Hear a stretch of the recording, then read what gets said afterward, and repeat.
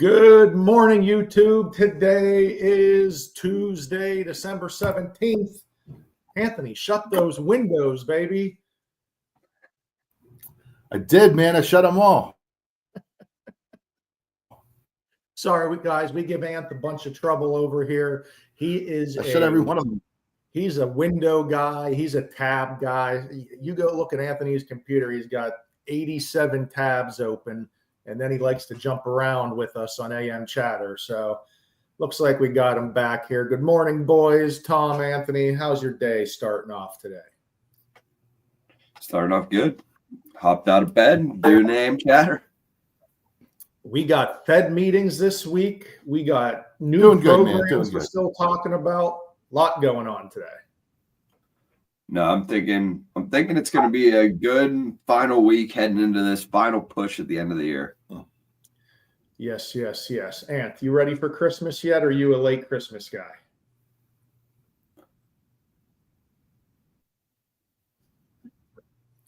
I'm a late Christmas. Yeah, I'm a late Christmas every year. I try to do it sooner, but every year, man. So I find myself sometimes on Christmas Eve with all the other dads getting the last minute stuff. Is that still a thing? Do people still go to the malls, or is it hope Amazon can get it to you in time? I don't know. Some of both. I think the mall is, it plays its part. Amazon.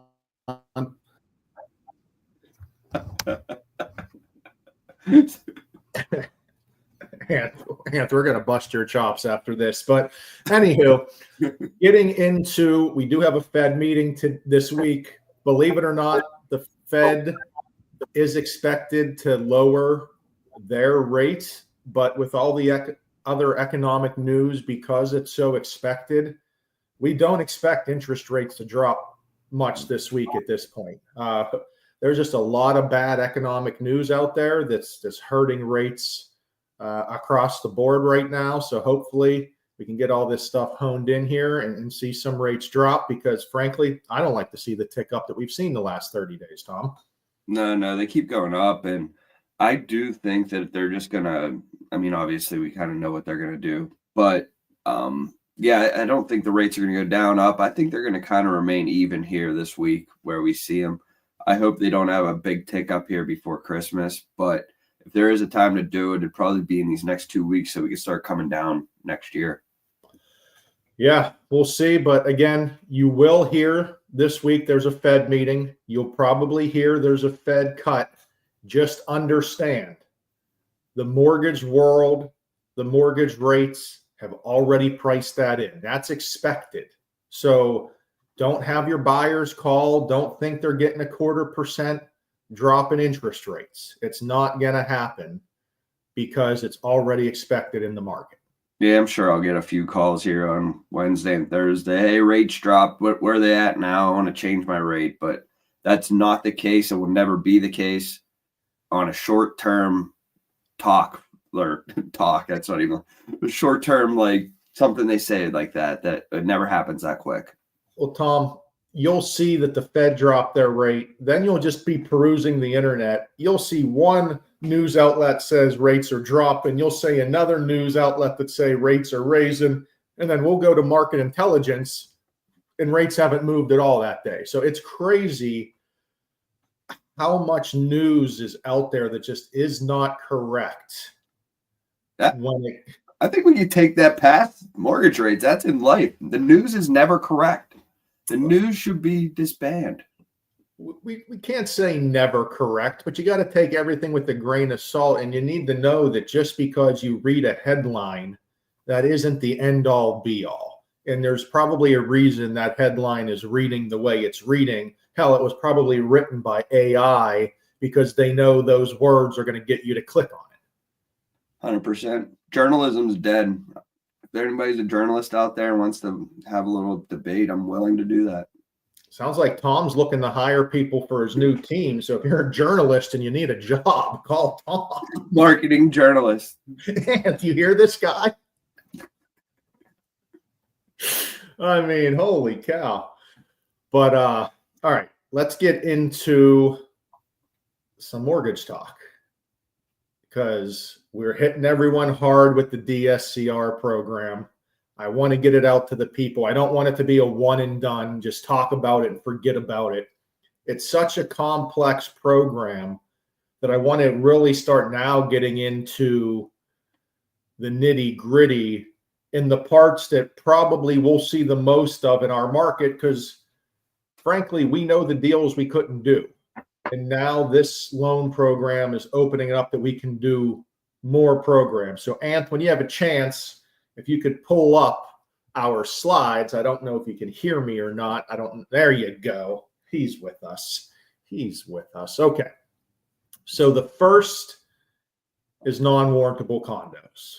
As we know, it is very common in the Pittsburgh area to have a condo complex that is non-warrantable. And frankly, it amazes me of how many realtors have no idea what this even means. If you're listing a condo, you should have an idea what the heck warrantable and non-warrantable condo means, because it's going to greatly affect how you're going to be able to sell that house, because more than likely that condo is going to need financing. So if the property needs financing, it's going to greatly affect the financing if it's warrantable or not. Anthony just left us. He had enough. He left. I think the internet kicked him. See you later. He's back. Okay, he's back. Anth, glad better to see than you. ever, I'd have to say. I know, right? Oh, nope, gone again. Anywho, so if a condo is warrantable, you can go Fannie Mae, Freddie Mac. It meets their guidelines, right? Fannie Mae and Freddie Mac have guidelines for condos, plain and simple. If they don't meet those guidelines, it's called non-warrantable.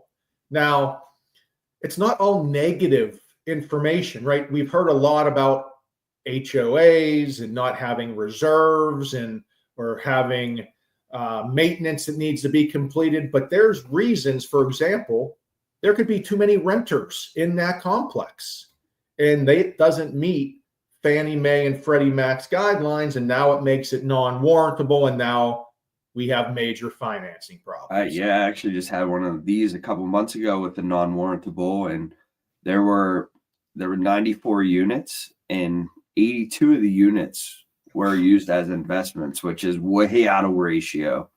And unfortunately, that HOA board or president didn't take into account this, or didn't have any rules to say no more investors going to buy. So now a lot of those people within that complex are having trouble selling their home because they are non-warrantable.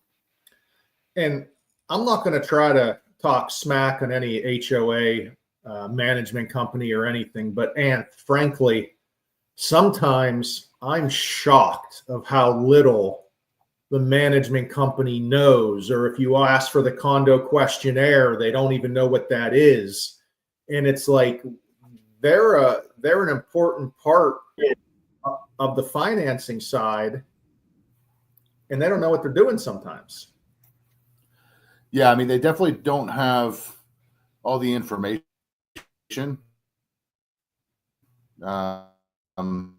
But it would be nice if, they kept everything up to date. It would make the process much easier for the buyer trying to buy that property, especially on like government loan, so that you can, get those loans under an FHA or government loan. Sure. But unfortunately, they don't. And so really, when it comes down to it, if it's a non-warrantable condo, we couldn't do it at this point, right? We're like, sorry, you have to go try to find a different type of lender. Well, now we have a program. If it is an investment property, we can do DSCR, non-warrantable condo. As you can see right here, it's going to be 25% down. So flat out, don't call us. You can't do it 5, 10, 15, 20. No, it has to be a minimum of 25% down. It has to be an investment property, but we can go down to a 640 credit score. So this is going to be big because there's a lot of non-warrantable condo complexes in our area. So now this opens up to some buyers that can get into those financing now. And I'm sure as those condo complexes keep getting older, there's going to be more and more non-warrantables with deferred maintenance and other issues that's going on. Because the capital in some of these places and the reserves that they have going into there is simply not enough to keep up with the pace of inflation and where everything's at right now. Yep.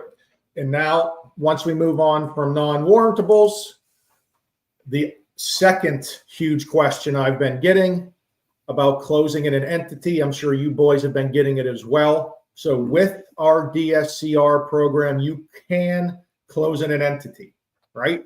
If you have an LLC, a corp, an S corp, a partnership, you can close in them all, but it has to be a business purpose loan. So what that means is the purpose and activities are limited to ownership and management of property. So if you have an LLC that has nothing to do with purchasing homes, that's not going to work for this scenario. You have to be in the business of purchasing homes, investing in homes to do this. There is a maximum of 4 members of the entity. So if you got more than 4 members, we're out. Can't do it. If you have more than just you on the entity, each person will have to get their credit pulled. They are going to have to sign a loan application, and they are going to have to sign a personal guarantee. So it gets a little bit more complex if there's multiple members, but that's what we're here for. We're loan officers. We live in complex. So what we want you to know, though, we can close in an entity, in an investment property for our DSCR program. Seems like a pretty awesome program we're here bringing to the table here. Hopefully help out our investor partners and investor agent partners as well.